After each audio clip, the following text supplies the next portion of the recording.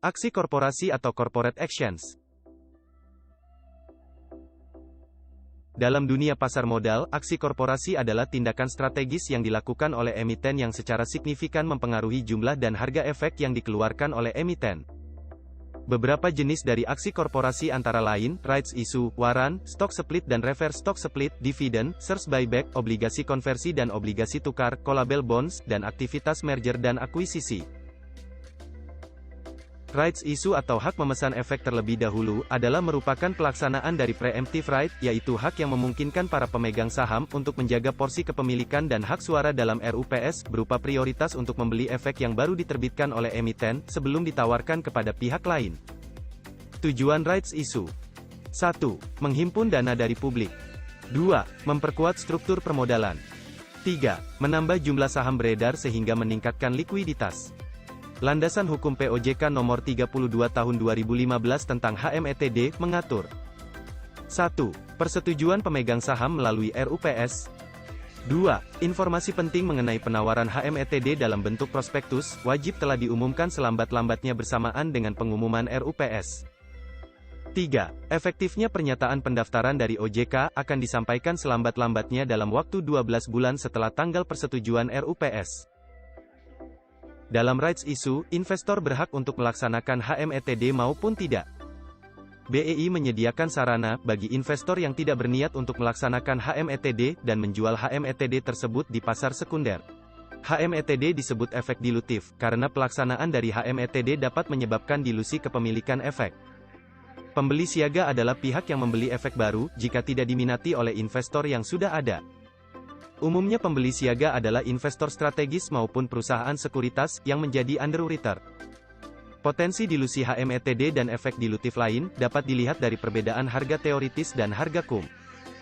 Jika harga teoritis lebih tinggi daripada harga KUM, efek tersebut menjadi anti-dilutif dengan asumsi bahwa konversi efek menjadi saham tidak akan dilakukan. Pengaruh rights issue terhadap harga saham. Rights issue merupakan sinyal bahwa perusahaan membutuhkan dana tambahan dari investor.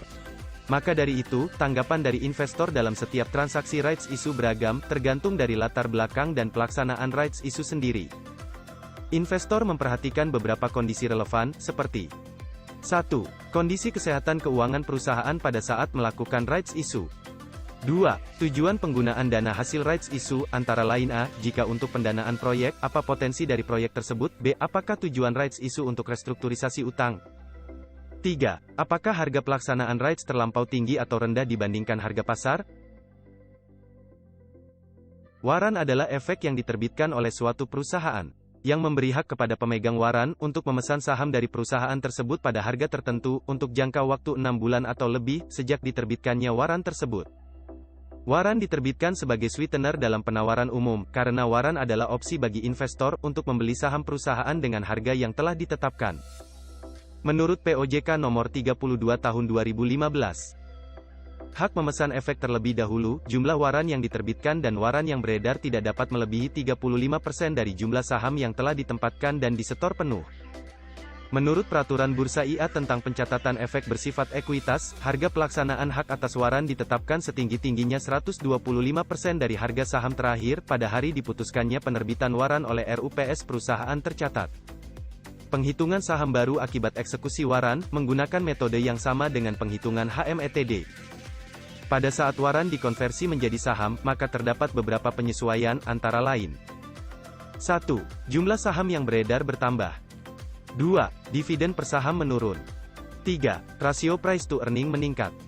4.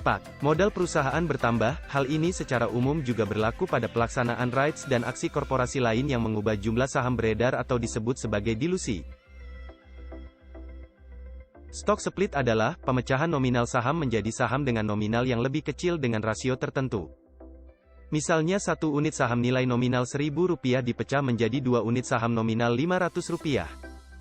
Reverse stock split adalah kebalikan dari stock split, yaitu penggabungan beberapa saham menjadi saham dengan nominal lebih besar, dengan rasio tertentu. Stock split dan reverse stock split mengubah jumlah saham yang beredar, namun tidak mengubah struktur permodalan dan nilai kapitalisasi pasar. Penggunaan rasio tertentu dapat membuat saham outload atau di luar kelipatan 100. Harga teoritis dan penyesuaian jumlah saham beredar, dihitung dengan mengalihkan harga sebelum aksi korporasi, dengan rasio split atau reverse split yang dipakai. Dividen adalah pembagian laba kepada pemegang saham. Menurut Undang-Undang PT, dividen hanya dapat dibagikan emiten dengan saldo laba positif. Berbagai bentuk dividen. 1. Dividen tunai dibagikan dalam bentuk tunai dan dikenakan pajak dividen. 2. Dividen saham dibagikan dalam bentuk saham, berasal dari reklasifikasi laba ditahan menjadi modal disetor. 3. Dividen properti dibagikan dalam bentuk aset perusahaan selain tunai atau saham, misalnya aktiva tetap. Namun hal ini jarang dilakukan perusahaan publik. Perbedaan dividen tunai dan dividen saham. 1. Dividen tunai, yaitu, terdapat pembayaran tunai, tidak mengubah jumlah saham beredar, mengurangi total aset perusahaan, dan mengakibatkan perubahan struktur modal. 2. Dividen saham yaitu, tidak ada pembayaran tunai, menambah jumlah saham beredar, namun tidak mengubah kapitalisasi pasar, tidak mengubah total aset perusahaan, dan tidak mengakibatkan perubahan struktur modal. Konsep dalam pembagian dividen. 1. Declarations date, yaitu tanggal pengumuman pembagian dividen disampaikan oleh emiten. 2. Cum dividend date, yaitu tanggal terakhir perdagangan saham mengandung hak dividen. 3. Ex-dividend date, yaitu tanggal sesudah cum date, di mana pembelian saham tidak lagi mengandung hak dividen. 4. Recording date, yaitu tanggal penentuan pemegang saham yang berhak mendapat dividen. 5. Dividend payment date atau tanggal pembayaran dividen. 6. Dividend payout ratio atau rasio pembayaran dividen terhadap laba bersih. 7. Dividend yield atau rasio pembayaran dividen terhadap harga saham. 8. Interim dividen atau dividen yang dibayar pada tengah tahun berjalan. Dividen saham. 1. Dividen saham mengakibatkan terjadinya peningkatan jumlah saham yang beredar. 2. Seperti stok split, terjadi penyesuaian terhadap harga dan jumlah saham beredar, namun tidak terjadi dilusi kepemilikan. Shares buyback adalah pembelian kembali saham yang beredar di pasar oleh perusahaan penerbit. Kebijakan ini merupakan salah satu cara perusahaan untuk mendistribusikan kas yang dimiliki oleh perusahaan kepada pemegang saham selain dalam bentuk dividen. Saham yang dibeli kembali hanya boleh dikuasai perseroan paling lama 3 tahun. Yang kemudian setelah jangka waktu 3 tahun telah lewat, maka perseroan dapat menentukan apakah saham tersebut akan dijual atau ditarik kembali dengan cara pengurangan modal. Alasan pelaksanaan shares buyback. 1. Memberikan sinyal optimisme ke pasar, terutama saat pasar crash. 2. Sebagai bentuk alternatif pembagian keuntungan kepada pemodal. 3. Untuk dibagikan kepada karyawan sebagai ESOP atau MSOP. 4. Penghematan pembayaran dividen ke depan, karena saham yang dibeli kembali tidak mendapatkan hak dividen. 5. Digunakan sebagai pengurangan modal. Obligasi konversi adalah obligasi yang memberikan hak kepada pemegang obligasi untuk mengkonversi obligasi menjadi saham perusahaan penerbit obligasi dengan rasio yang sudah ditentukan. Sedangkan obligasi tukar adalah obligasi yang memberikan hak kepada pemegang obligasi untuk menukar obligasi menjadi sejumlah saham yang diterbitkan oleh perusahaan lain. Keuntungan atas kedua bentuk obligasi tersebut adalah sebagai berikut. 1. Bagi penerbit, kupon lebih murah dibandingkan obligasi biasa sebagai kompensasi atas hak konversi, dan tidak ada biaya penerbitan saham jika terjadi konversi. 2. Bagi pemegang, yaitu, kupon lebih tinggi dibandingkan dividen, dan proteksi penurunan nilai dibanding saham. Risiko. 1. Bagi penerbit, yaitu risiko dilusi kepemilikan investor saham existing jika terjadi konversi. 2. Bagi pemegang adalah wrong way risk atau jika penerbit gagal bayar, harga saham ikut turun. Jika pemegang obligasi konversi melakukan konversi, maka dampaknya adalah 1. Tidak terjadi perubahan total aset dan 2. Terjadi perbaikan struktur modal. Sedangkan, jika pemegang obligasi tukar melakukan penukaran, maka dampaknya adalah 1. Terjadi penurunan total aset dan 2. Terjadi perbaikan struktur modal. Callable bond adalah obligasi yang dapat dilunasi lebih awal oleh penerbit obligasi, sebelum masa jatuh tempo obligasi. Callable bond memberikan hak kepada penerbit untuk membeli kembali obligasi pada harga tertentu dan dalam periode tertentu.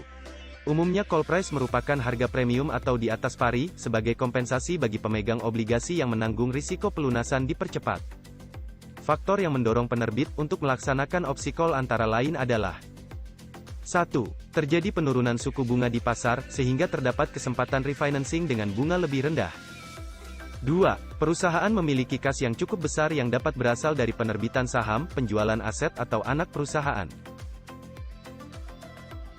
Kombinasi bisnis diantaranya adalah 1. Merger, yaitu penggabungan dua perusahaan menjadi satu, di mana perusahaan yang memerger tetap bertahan dan perusahaan yang dimerger berhenti beroperasi.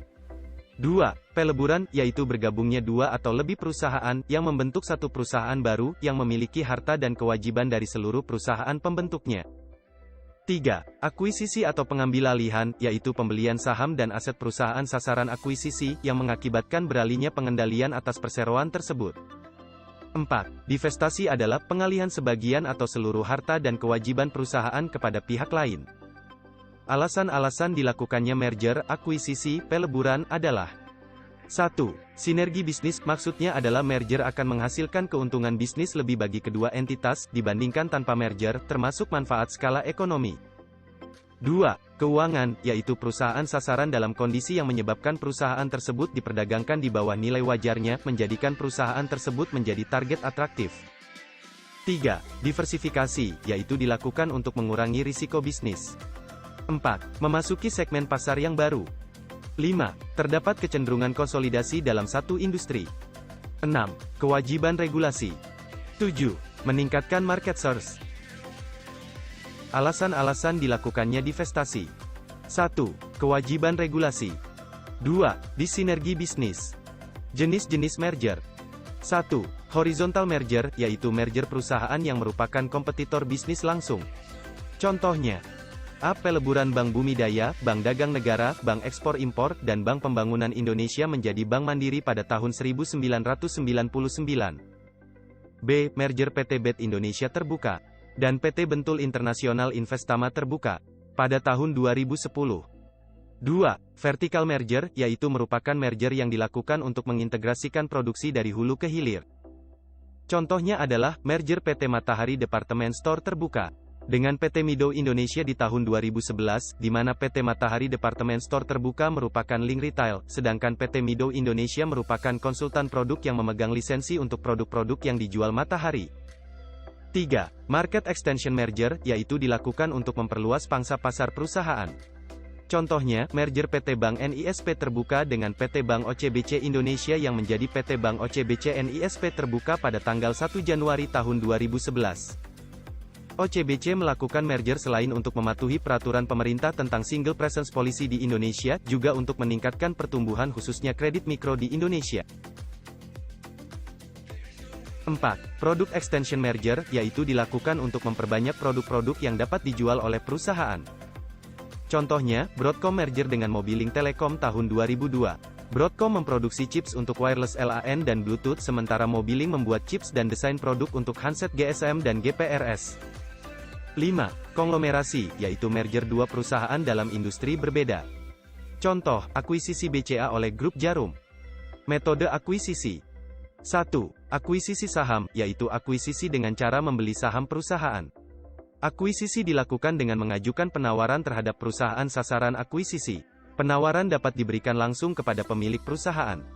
Dalam Peraturan Nomor 9, H1, disebutkan bahwa akuisisi saham wajib dilanjutkan dengan tender offer. Tender offer adalah penawaran perusahaan pembeli kepada publik untuk membeli saham perusahaan sasaran akuisisi dengan harga minimum harga akuisisi. Dalam peraturan yang sama, tender offer dalam jumlah tertentu wajib dilanjutkan dengan refloating atau pelepasan kembali saham perusahaan yang diakuisisi ke publik dalam kurun tertentu. 2. Akuisisi aset, yaitu akuisisi dengan cara membeli semua aset perusahaan sasaran. Pada metode ini, dibutuhkan suara pemegang saham perusahaan sasaran sehingga tidak terdapat halangan dari pemegang saham minoritas, seperti yang terdapat pada akuisisi saham. Demikianlah pembelajaran tentang aksi korporasi di pasar modal. Terima kasih.